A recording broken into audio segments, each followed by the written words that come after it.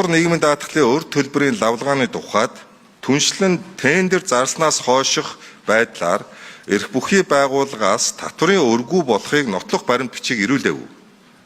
China Highway Group хугацаа эдэрсэн өргүү тухай тодорхойлтыг өөрөө гаргаж ирүүлсэн байна.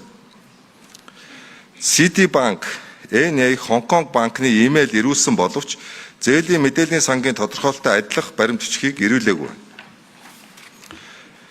Тендерт оролцогчийн санхүүгийн баталгаа чадамжийн тухайд Гуандун мужийн Денгида инженеринг батлан-даалт техникаас олгосон зээлзэх чадварын батламжийг тус ирүүлсэн.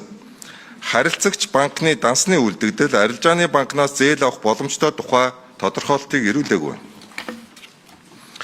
Ижил төстөө ажил гүйцэтгэсэн туршлагын хувьд China Highway Group нь 2008-аас 2017 онд Мозамбик улсын төмөр замын их засварыг барилгын ажлыг гүйцэтгэсэн. 2014-аас 2019 онд Сербийн И-763 хурдны замын төсөл, 2015-аас 2024 онд BAIA өртөө Лунадагийн нисэх буудлын төмөр замын хажуу шугамын ажил, Мозамбик Танжин Group нь компани нь Мозамбикийн төмөр замын засвар Сербийн хурдны замын төсөл, 2-р Лунадагийн нисэх буудлын төмөр замын хажуу шугамын төсөл гэсэн ажлуудыг хийж гүйцэтгсэн гэдэг мэдээллийг ирүүлсэн боловч сая дурдсан 2 түншлэлийн компани ирүүлсэн 5 ажлаас 4 нь тухайн ажлыг хийж гүйцэтгсэн гэх комиссийн акт дүгнэлт байхгүй материал дуртуу шаардлага хангаагүй гэсэн